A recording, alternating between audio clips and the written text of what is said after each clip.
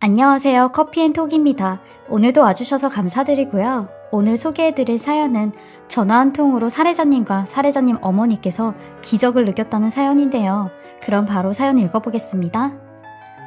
안녕하세요. 저는 41살 여자이고 아직 결혼은 하지 않은 미혼 여자입니다. 현재는 제 개인 공방을 운영하며 제가 직접 만든 팔찌나 반지나 귀걸이 이런 액세서리를 팔고 수강도 하고 있어요. 제가 이렇게 늦은 나이까지 결혼을 하지 않은 이유가 있습니다. 저희 엄마 때문인데요. 저랑 저희 엄마는 30여 년 전 아버지를 잃었습니다. 아니 정확히 얘기하자면 아빠를 뺏긴 거나 마찬가지죠. 아빠가 다른 여자랑 살겠다며 집을 나가버렸거든요. 그것도 아주 처참히 저희 두 모녀를 짓밟고 나가셨어요. 41살이 된 지금도 그때의 장면이 잊혀지지가 않아요. 아빠의 상간녀에게 무릎을 꿇은 엄마, 제발 한 번만 살려달라며 애아빠는 두고 가라고 했던 엄마, 그런 엄마의 모습이 아직까지도 기억에 남았죠. 근데도 아빠는 그런 엄마를 비웃듯이 발로 밀며 구질구질하게 왜 이러냐고, 그만하라고, 가진 거 없는 너랑 같이 사는 거 이제는 질렸다고 하며 등을 보이시고 떠나셨어요. 아무것도 남기지 않은 채 말이죠. 아빠가 떠나고 난 뒤로 엄마는 생활 자체를 못하셨어요. 폐인이라는 말이 어울릴 정도로 집 밖에 나가지 않으셨고 밥을 먹지도 잠을 자지도 않으셨거든요. 저는 그런 어린 나이에 모든 걸 다 짊어지고 생활을 해야 했어요. 아빠의 부재 그리고 엄마의 무기력함을 제가 다 견뎌야 했거든요. 근데 그랬던 엄마가 저를 보고 다시 일어나시더라고요. 엄마는 위대하다고. 한 번은 제가 열이 40도가 넘고 계속 토를 하고 진짜 이러다 죽겠구나 싶을 정도로 아팠던 적이 있었어요. 눈앞이 캄캄해 몸을 가누질 못했는데 그런 절 보고 엄마가 저를 들쳐업고 맨발로 병원에 뛰어가셨어요. 본인 발은 다치는 거 생각도 안 하고 딸이 아프니 무작정 병원부터 가신 거죠. 전 장염이었는데 사실 그 전날 제가 배가 너무 고파서 곰팡이가 쓴 사과를 도려 먹었거든요. 의사 선생님은 계속 뭘 먹었냐고, 엄마한테도 대체 뭘 먹인 거냐고 하시는데 저는 엄마한테 혼이 날까봐 말을 못하고 있었어요. 근데 이러다가 큰일 난다는 의사 선생님의 말씀에 사실대로 말씀을 드렸죠. 그러니 화를 낼 줄 알았던 저희 엄마가 저를 붙잡고는 대성통곡을 하시는 겁니다. 엄마가 미안하다면서요. 그날 이후 엄마는 손에 잡히는 대로 일을 하셨어요. 녹즙 배달이며 식당 서빙이며 안 해본 일이 없으실 정도로 일만 하고 사셨죠. 그렇게 30년 넘게 산 지금 반지하 새방에서 좋은 집은 아니지만 최근에 지어진 빌라로 이사를 가게 되었고 저도 안정적인 직업을 갖게 되었죠. 엄마랑 저랑 둘밖에 없었지만 행복했습니다. 엄마는 매번 저한테 입에 달고 사시는 말씀이 하나 있으세요. 좋은 남자 있으면 엄마처럼 살지 말고 결혼하라는 말씀이시죠. 심지어 엄마는 저 결혼하면 돈을 주겠다고 장롱 안에 10,000원, 50,000원, 뭐 1,000원까지 모아두셨어요. 그렇게 모아둔 돈이 꽤 많이 되었죠. 맨날 절 보며 미양아, 이 돈 빨리 가져가. 너 시집가면 준다니까. 너는 이 돈이 탐나지도 않니? 하시곤 했죠. 그런 엄마한테 저도 엄마, 나 시집 안 간다니까. 평생 엄마랑 둘이 살 거야. 우리 저 돈으로 그냥 여행이나 가자. 하곤 했어요. 이런 삶도 나쁘지 않았습니다. 행복했어요. 이랬던 저희 모녀에게 생각지도 못한 일이 생기고 말았죠. 며칠 전부터 저희 집 앞에 웬 남자가 한 명 왔다 갔다 하는 겁니다. 제 눈에 띄인 것만 벌써 3번 정도였죠. 기분이 좋진 않았지만 그럴 때마다 후다닥 공동 현관 비밀번호를 누르고 집에 들어가곤 했어요. 그러다 한 번은 오랜만에 엄마랑 퇴근 시간이 맞아 같이 퇴근을 하려고 엄마가 일하시는 식당에 가서 같이 퇴근을 했어요. 근데 몇 날 며칠 저희 집 앞에 서성거리던 남자가 또 저희 집 앞에서 서성거리는 겁니다. 이번에도 똑같은 옷차림이어서 알 수가 있었죠. 얼굴은 번거지 모자로 눈까지 다 가려서 보이지도 않았고 두 손은 잠바주머니에 푹 찔러놓고 있는데 차마 집으로 들어가는 발이 떨어지지가 않는 겁니다. 저는 엄마한테 저 남자 또 있네 하곤 그냥 이따가 집에 들어가자고 했어요. 어디 카페라도 잠깐 가 있자고 했죠. 그러니 저희 엄마가 그때 네가 말한 사람이 저 사람이니? 아니 도대체 누군데 여기서 얼쩡거리는 거야? 가서 누구냐고 물어나 봐야겠다 하며 그 사람한테 간다고 하는 겁니다. 저는 그런 엄마 팔을 붙잡고 엄마, 아유 겁도 없어. 그냥 잠깐 다른 데 있다가 오자고. 아무리 아줌마지만 요즘이 어떤 세상인데 겁도 없이 그래. 빨리 있다가 오자 하니 원래 아줌마랑 엄마는 강한 법이야. 무슨 이유로 저러고 있는지만 물어보면 되지. 아니 집 놔두고 어딜 가자는 거야. 너는 여기서 있고 엄마가 물어볼게. 하며 제 손을 뿌리치고 그 사람을 향해 걸어가는데 둘이 한참을 얘기하더니 그 남자가 쓰고 있던 모자를 벗었고 모자를 벗은 모습엔 머리털이 하나도 없는 모습이었습니다. 엄마도 그 남자를 보고는 소스라치게 놀라며 뒷걸음질까지 치시는데 저는 그런 엄마를 향해 엄마! 소리와 함께 뛰어갔어요. 그러니 엄마가 저를 붙잡으시며 빨리 집에 들어가자고 하시는 겁니다. 저도 그 남자를 한번 힐끔 쳐다보고는 알겠다고 얼른 들어가자고 했어요. 그 남자분은 딱 봐도 60은 넘어 보이는 분이셨어요. 저는 다급하게 공동 현관문 비밀번호를 눌렀죠. 근데 세상에 그 남자가 제 뒤에서 제 이름을 부르기 시작하는 겁니다. 저는 너무 깜짝 놀라 뒤를 돌아봤고 그 사람한테 누구신데 내 이름을 알고 있냐고 했어요. 그러니 엄마는 그냥 빨리 들어가자며 제 팔을 계속 끌어당기셨고 저는 멍하니 그 자리에 서서 그 남자를 쳐다봤어요. 그러니 그 남자가 미영아, 아빠다, 아빠. 내가 네 아빠라고.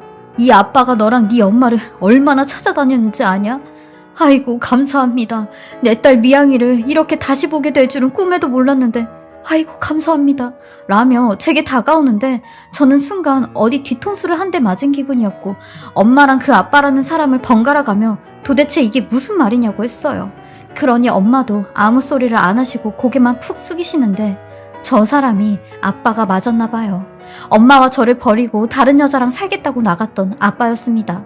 그 사람은 울면서 제 손을 잡으려고 했고 그걸 본 엄마가 중간에서 그 손을 탁 내리치시며 어딜 잡아? 당신이 뭔데 우릴 미양이를 잡아? 그리고 왜 미양이가 당신 딸이야? 몇십 년 동안 우리 둘 버린 주제에 무슨 낯짝으로 우릴 찾아와? 도대체 무슨 낯짝으로 우릴 찾아왔냐고? 당신이 미양이한테 아빠라고 할 자격이 있어? 당신은 그럴 자격도 없어. 왜? 이제 당신 나이 들고 그 반반했던 얼굴값도 못하니까 본처한테 왔니? 딴 여자 좋다고 나갈 때는 언제고 이제 와서 우릴 찾아와? 왜 왔어? 왜 왔냐고? 하니 그 아빠라고 하는 분이 하염없이 눈물만 흘리고 계시는 겁니다. 엄마는 그런 아빠한테 내 앞에서 사라지라고 2번 다시 찾아오면 그땐 경찰에 신고할 거라고 아빠 어깨를 막 밀치셨어요. 그러니 아빠가 맥없이 픽 하고 쓰러지는 겁니다. 그러면서 손으로 땅을 내리치시는데 여보, 내가 이렇게 땅을 치고 후회를 해. 내가 미쳤었나 봐. 이렇게 조강지쳐 두고 내가 잠시 돌았었어. 이 나이 되니까 알겠더라고. 당신한테 씻을 수 없는 상처를 남겼다는 걸.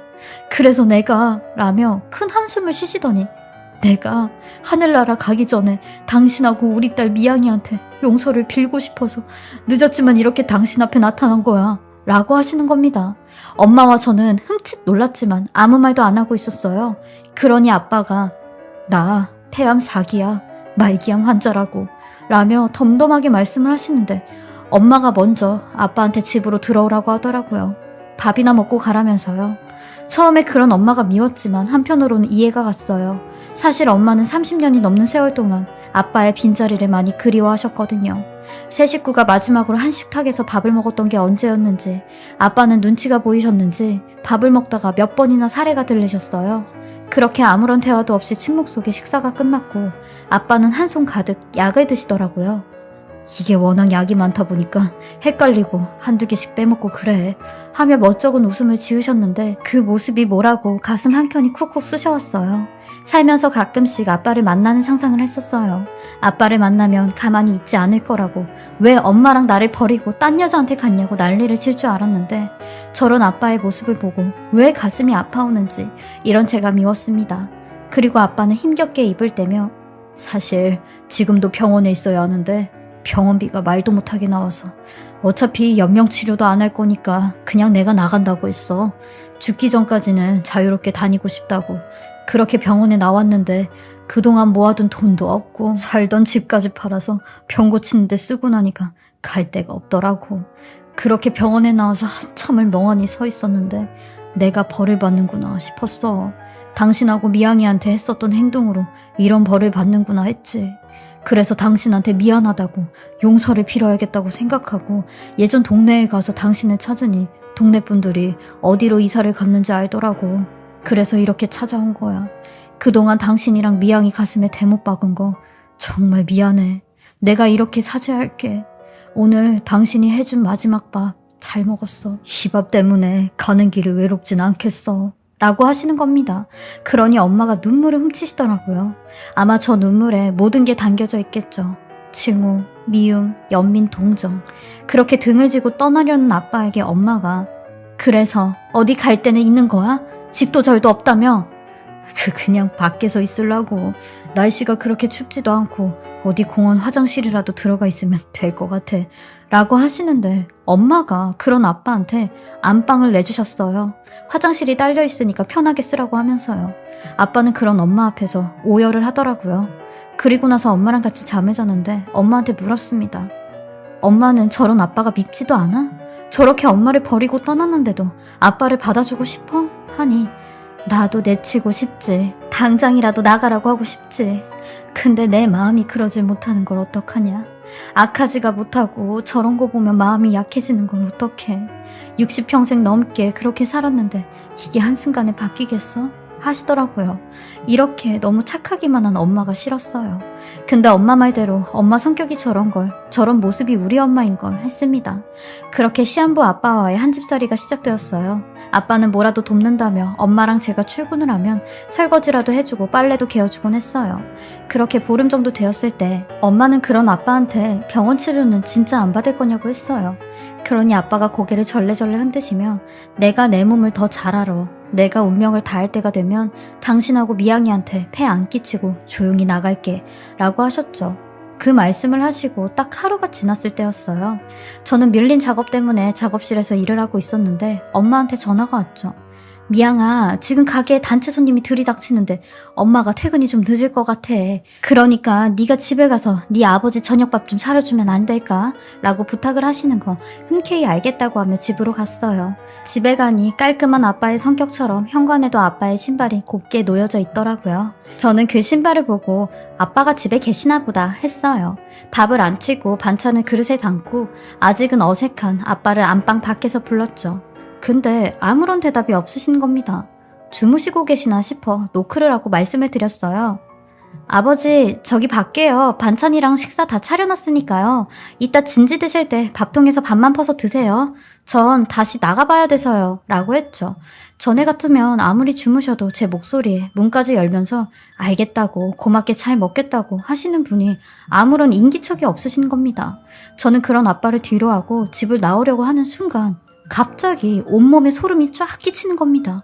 그리고 현관문 앞에서 별별 생각이 다 들었는데 혹시 아빠가 의식이 없으셔서 대답을 안 하시는 건 아닌가 싶은 생각에 다시 안방 쪽으로 한 발 다가갔어요. 그리고 안방문을 확 열었습니다. 근데 안방에는 제가 생각했던 것보다 더 기가 막힌 상황이 펼쳐지고 말았죠. 세상에, 장롱 속에 있었던 옷들이 다 꺼내져 있었고 서랍 속도 물건들이 다 나와 있었으며 침대 매트리스까지 다 뒤집어져 있었어요. 심지어 안방 화장실까지 초토화가 되어 있는 상태였습니다. 그리고 아빠의 모습은 흔적도 없이 사라졌고요. 근데 제일 먼저 떠오른 게 장롱 깊이 엄마가 숨겨놓은 돈다발이었습니다. 저는 육성으로 안 돼라는 말을 하며 곧바로 장롱 쪽으로 뛰어갔고 장롱을 전부 다 뒤졌어요. 하지만 그 돈은 보이지 않았어요. 아빠는 엄마의 피와 땀이 섞인 그 돈을 가지고 호련히 사라졌습니다. 엄마한테 전화를 해서 이 상황을 알려야 하는데 차마 전화를 못 하겠더라고요. 아빠한테 한 번 받은 상처만으로도 힘든 엄마였을 텐데 또 상처를 받게 생겼으니 차마 전화기 버튼을 누르지 못하겠더라고요. 그렇게 한 몇 분 동안 멍하니 주저앉아 어지럽혀진 안방을 보고 있었어요. 그러니 도어락 소리가 들렸고 저는 제발 아빠였으면 하는 마음에 안방에서 나와 현관 쪽 문을 봤어요. 근데 역시나 아빠는 아니었고 오지 말았으면 하는 엄마였습니다. 엄마는 현관문에 있는 아빠 신발을 보고 네 아빠 식사는 좀 드셨니? 하고 들어오시는데 아빠 식사부터 챙기시는 엄마의 모습이 가엾기만 했습니다. 저는 입이 떨어지지 않았고 엄마만 쳐다보고 있었어요. 그러니 엄마가 왜 그렇게 멀뚱멀뚱 쳐다보고 있어? 하며 제 쪽으로 오셨고 초토화가 된 안방을 보고는 그 자리에 주저앉으셨어요. 아버지가 아니 그 미친 인간이 엄마가 모아둔 돈 5천만 원 그거 가지고 달아났어. 내가 이 인간 진짜 가만 안 둬. 지금 당장 경찰에 신고할게 했고 곧바로 경찰에 신고를 했습니다. 이 인간 아주 지옥에서 생을 마감하게 할 거라고 난리를 쳤습니다. 그리고 딱 2주 뒤 그렇게 기다리던 전화 한 통을 받게 되었습니다. 그 전화는 경찰서였어요. 그 인간을 잡았다는 전화였죠. 저희 두 모녀는 그 전화가 마치 기적과 같다고 생각을 했고 하던 일을 다 제쳐두고 그 인간 낯짝을 보려고 경찰서로 갔어요. 저 멀리서 그 인간의 뒷모습이 보였고 그 인간 옆엔 어떤 한 여자가 앉아있는 겁니다. 그 여자는 30년 전 아빠를 데리고 저희 모녀를 무참히 밟고 간 여자였습니다. 저희는 경찰서에서 모든 사건의 전말을 듣게 되었고 경악을 했어요. 아빠라는 그 인간, 뭐? 폐암? 말기? 그 사실은 전부 다 거짓말이었고 그 상간녀랑 같이 있는 재산 없는 재산을 전부 다 비트코인에 투자를 했는데 그 재산이 다 날라갔대요. 그래서 대부업체에 돈까지 빌려 날린 돈을 찾으려고 했는데 그것마저 잃고 마지막 희망으로 저희한테 온 겁니다. 그것도 암이라는 동정을 사서 거짓말까지 하면서요. 근데 운 좋게 저희 엄마 장롱에서 엄마가 모아둔 돈을 발견하였고 그대로 그 돈을 가지고 도망을 간 거죠. 그 얘기를 듣는데 정말 하늘이 무너지는 줄 알았습니다. 그러면서 아빠라는 그 쓰레기는 저희 모녀 앞에 무릎을 꿇고 제발 합의 좀 해주면 안 되겠냐고 보름같이 같이 산 정이지 않냐는 개소리를 해대는데 저희 모녀는 뒤도 안 돌아보고 그 인간 절도와 사기로 고소를 했습니다. 지금은 재판 중에 있고요. 이곳저곳 알아본 결과 아마 저 인간 그에 걸맞는 벌을 받을 거라고 하더라고요. 아주 다행이라고 생각했고 안도의 한숨을 쉬었어요. 저나 저희 엄마 인생에 저 남자 하나 잘못 들어와서 신수를 이렇게 망치는가 싶었는데 제대로 된 벌을 받는다니 아주 속이 시원했습니다. 살다 살다 별일을 다 겪게 되었는데요. 저희 엄마도 이번 기회에 눈빛이 좀 달라진 것 같더라고요.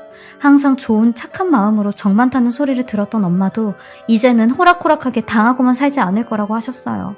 이런 엄마를 보니 저는 더더욱 시집을 못 갈 것 같더라고요. 저라도 엄마 옆에서 엄마를 지키면서 사는 게 제 몫을 하는 것 같았어요. 저의 기구하고 기가 막힌 사연 들어주시고 읽어주셔서 감사하고요.